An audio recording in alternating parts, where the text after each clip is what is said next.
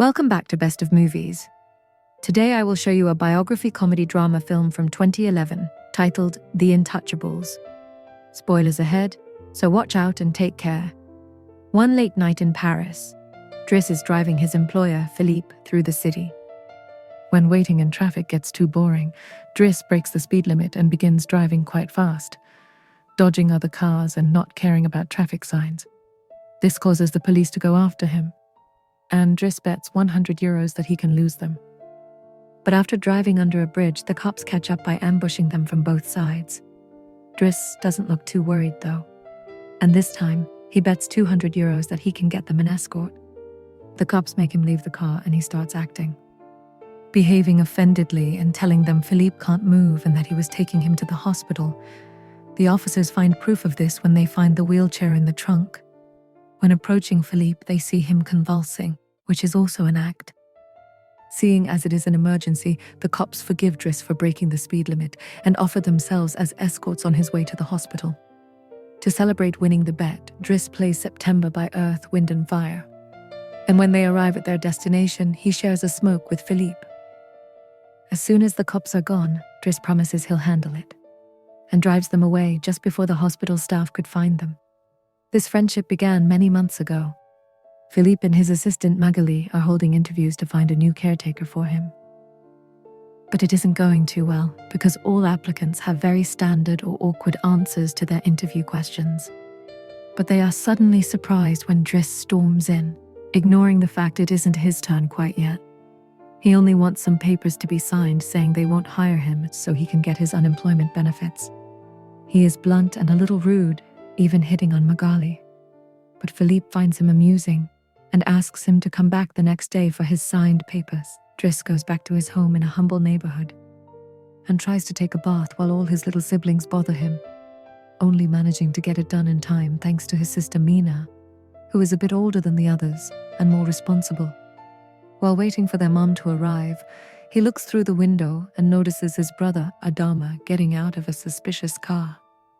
When the boy enters the apartment, he just says he was at school and leaves again after grabbing his bag, causing Driss to be even more sure that he is up to something. In the evening, his mom arrives, and he gives her a Fabergé egg he stole, and tells her he has been away on vacation. When she asks, she isn't happy to see him though, because he disappeared for 6 months and never called. And now he has shown up out of nowhere as if her home was a hotel. As she is absolutely done with all his lies and she has other children she has to take care of, she kicks him out and tells him not to come back. Driss spends the night having a smoke and some snacks with some neighborhood friends. The next day, Driss goes back to Philippe's house for his papers, and he is received by the housekeeper Yvonne, who shows him around the place and tells him about Philippe's daily routine. She also shows him the room he would get for himself, complete with his very own bathroom. Driss can't help staring at the bathtub before he is dragged to see Philippe, who offers the signed sheet of paper, but also a job opportunity. Driss accepts the 1-month trial, and Philippe tells him he bets he won't last 2 weeks. After bringing his things to his room, Driss is taught how to take care of Philippe. He must learn how to keep his legs stimulated, how to put him in the wheelchair, and how to help him shower and change his clothes. Things get awkward when Driss discovers he must put on some high stockings for him, and even clean his butt after Philippe uses the bathroom. But no matter how much he complains and says he won't do those chores, he ends up accepting them as part of his job. Later in the evening, while he is enjoying a snack on the roof, he is interrupted by Philippe's daughter Elisa and her boyfriend Bastien, who are looking for a private place to make out. He kicks them both out after refusing to share his beer. Driss quickly gets used to the daily routine with Philippe. Even if at first he does make some mistakes he learns from, like handing the phone to Philippe instead of putting it on his ear, or forgetting the baby monitor while having a bath. He also learns to organize his mail into different folders, most of the letters he opens for Philippe, but there is a series of private ones he isn't allowed to look at. When he finds a flyer promoting female escorts, he decides to start a file just for those instead of throwing them in the trash, as Philippe says. It is not all work in this new life though. Driss still makes sure to have a good time. He keeps trying to hit on Magali to no avail, and sometimes calls escorts to join him in bed. One morning, after Yvonne comes to his room to scold him for being late, She finds some dangerous weapons in his bag, but she doesn't comment on them yet. Driss's work today is to drive Philippe around, but he refuses to put him in the back of a van as if he was cargo. So instead, he takes him in one of the fancy cars that don't see much use. Philippe, who first thinks this isn't suitable and says they should be pragmatic, is soon getting excited at the idea of a faster, less boring ride, although Yvonne still disapproves. When they try to leave the building, there is a neighbor parked at their entrance, ignoring the sign on the door that says it is forbidden. Driss wastes no time and goes after the guy, grabbing him by the front of his shirt and threatening him until he moves the car. Philippe is impressed by his actions, but Yvonne once again disapproves. The pair goes to a museum where Philippe is planning to buy a piece of artwork that Driss considers not worth the money because it is just a red blotch on the canvas. Afterward, Philippe meets with a relative of his who tells him everyone is worried about Driss since he can be violent. He has also discovered he has a criminal record, but Philippe doesn't care. He appreciates Driss because he doesn't pity him and doesn't mind joking around with him. After another failed attempt at hitting on Magali, Driss has dinner with Yvonne in the kitchen while listening to Philippe dictate a letter to Magali. Claiming it is a private conversation, Yvonne turns off the baby monitor and proceeds to explain what is going on. Philippe is pen pals with a woman called Eleanor. Those are the letters he didn't let Driss open. But he has never met Eleanor in person. Their relationship is purely epistolary. Speaking of love, Driss teases Yvonne for the looks the gardener gives her all the time. Before going to bed, he is trying to sleep when he hears some weird sounds coming from the baby monitor. Philippe is having trouble breathing, not being capable of ignoring him even if he tries. Driss goes to his room and gently guides him through the attack with soothing words and a wet cloth to wipe his face. Philippe eventually falls asleep, only to wake up again moments later saying he needs air. This time, Driss doesn't hesitate. He puts Philippe in the wheelchair, covers him with blankets, and takes him out for a stroll by the river. This is the first time Philippe has seen Paris at night in a long time, and now he is more relaxed. He explains to Driss that the medicine can only do so much, and he sometimes experiences phantom pain. When they see some girls walking by, Philippe also confesses he isn't capable of pleasuring a woman because of his situation. But he still can enjoy some satisfaction when he gets his ears massaged because they are sensitive zones. When the phantom pain threatens to appear again, Driss shares one of his joints with Philippe, who is skeptical at first, but ends up loving it. Afterward, they go to a restaurant where they joke around while sharing a meal. And Philippe decides to share more of his story. He met his wife when they were students, and shortly after they got married, she had 5 miscarriages and was diagnosed with an incurable terminal illness. That is when they adopted Elisa. Philippe has always loved competitions, extreme sports, and speed, and a paraglider gave him that. It was during a paragliding session that bad weather caused him to crash and break his vertebrae, although he still thinks his real handicap isn't the chair, but living without his wife. After joking around some more, Philippe remembers the date and realizes Driss has passed his 1-month trial. So he is now officially hired. But he needs to start by bringing back the Fabergé egg he stole because it was a gift from his wife. She would give him one every year, and he has exactly 25, matching their time together. The next day, Driss goes to talk to Mina when she's leaving school. She is a bit offended because he hasn't been answering her messages except to ask her to look for the egg. She also tells him about some cops that have been calling their home. Afterward, he visits Adama, who confesses he was found with 30 grams on him. Driss wants to take him to lunch, but Adama refuses, and instead gets in the same suspicious car from before. Later on, Driss is allowed to be present while Philippe dictates his letter for Eleanor to Magali. He thinks this purple prose is very boring and that Philippe should be more direct. He is also baffled to hear that this has been going on for 6 months and they never exchanged pictures. When he finds her phone number on one of the letters, he takes it as a sign and calls her, obliging Philippe to take the phone and finally speak to her outside the written word. Their conversation goes so well, Philippe is now on the phone with her all the time. Even right before he and Driss attend the opera, during which Driss laughs and makes fun of the costumes. The next day, Driss convinces Philippe to accept to exchange pictures with Eleanor, and chooses one of him in the wheelchair. Afterward, while he is painting, Elisa bursts into his room to ask him for cigarettes and makes fun of him for trying to be artistic. Getting angry, he kicks her out before going to see Philippe, who is currently asking Yvonne to change the chosen picture for one of him when he wasn't quadriplegic. She hides the picture inside the escort file right before Driss bursts in, complaining about Elisa and telling Philippe he needs to discipline her, something Yvonne agrees with. Philippe agrees to talk to her, but he is mostly surprised when Driss lets it slip that he has been painting. Days continue to pass, and the friendship between Philippe and Driss continues to grow. Driss takes him to play in the snow and brings him with him when he goes out for a run. Philippe gets him his first suit and scolds his daughter while Driss listens to him through the baby monitor. When Driss finishes his first painting, he shows it to Magali, who slaps him when he tries to kiss her. Philippe, however, likes the painting and promises he will try to sell it. The two of them have a great time with each other, enjoying things like getting a faster car, sharing joints, and even hiring escorts together. When Philippe's birthday comes, he isn't very excited about it.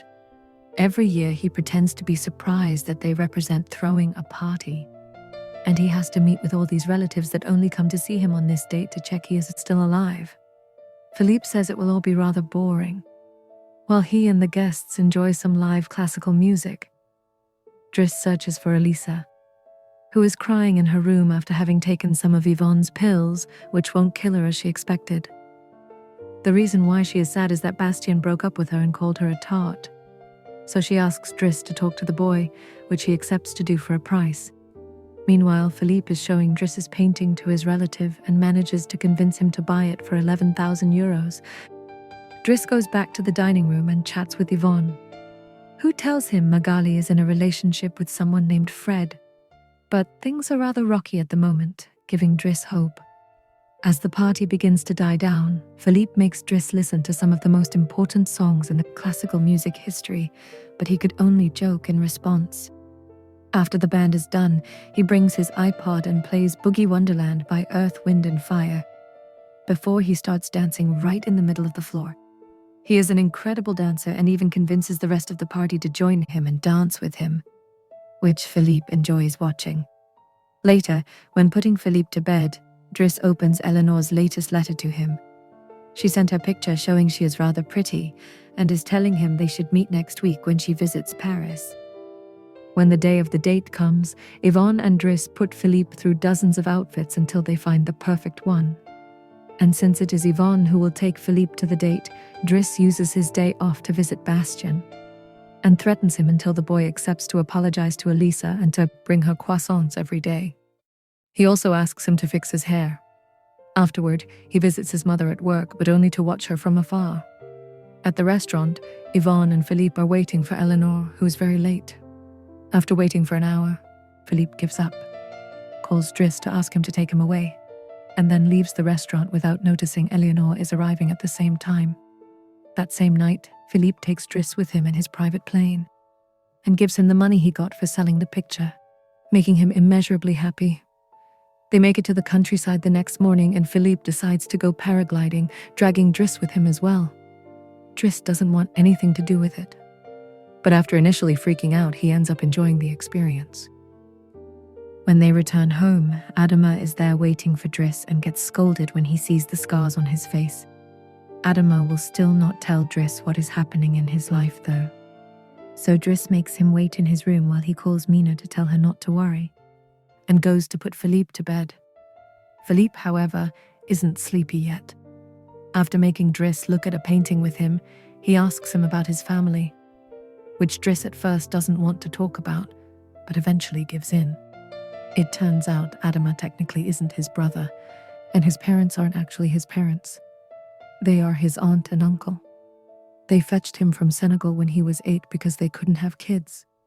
His real name is Bukhari Basari, but because other kids had that name, they called him Idris, and that became Driss. One day his aunt miraculously was able to conceive, and after his uncle died, there were other men and more kids as well. In the same way Driss had talked to him about Elisa, Philippe points out that Adama needs discipline. So he fires Driss so he can be there with his family, because he can't spend his whole life taking care of an old man. The next morning, after Bastien has brought his daily croissant while wearing a better hairdo, Driss packs his bags and gets ready to go. Magali comes to say her goodbyes. And when Driss tries to hit on her one last time, Magali introduces him to her significant other, Fred, which is short for Frederic. Turns out Magali isn't interested in men, and Driss gives up on the spot. On his way out of the house, he gives the baby monitor back to Yvonne and teases her for having lied to him about Magali just to mess with him. In return, she gives him the escort file he had started, and he is disappointed to find the picture he had chosen was hidden there. Driss throws away the file, but he keeps the photo for himself. Once outside, he finds a car once again blocking the entrance, so he asks him to move away, even if he doesn't work there anymore. When Adama calls him out for it, Driss says it is a matter of principle. A few hours later, the two brothers go pick up their mother at the station. While back at the house, Philippe is having his first dinner together with his new caretaker, who is stuffy and boring. Philippe decides to leave him without even having a bite. Since Yvonne is out on a date with the gardener, nobody is there to scold him for it. As days pass, Driss goes back to his old life. He hangs out with his old friends again and tells the guys from the suspicious car not to bother Adama anymore. When he goes to an interview he doesn't have enough experience for, he manages to win over the employer by calling himself pragmatic and using all the art knowledge he acquired while working for Philippe. This lands him a job as a driver. Philippe continues to dislike his new caretaker and is in a constant bad mood. One night he refuses anyone in the house to help him with his phantom pain, so Yvonne calls Driss and asks him to come over. That is how they find themselves in the situation from the beginning, with the cops chasing after them first and escorting them to the hospital later. After that little adventure, Driss drives Philippe to the coast, and the sight of the sea helps Philippe calm down. Sometime later, Driss takes care of Philippe's overgrown beard before taking him to a restaurant for lunch. But he doesn't stay, because someone else will be making Philippe company today. Driss wishes him luck and finally gives him back his egg before leaving. Philippe starts worrying about being alone until he sees who his date is, Eleanor, who is delighted to see him and doesn't mind the chair at all. The real Count Philippe Pozzo di Borgo now lives in Morocco. He has remarried and has 2 daughters. The real Driss, actually called Abdel Yasmin Selou, has his own firm and is also married with 3 children.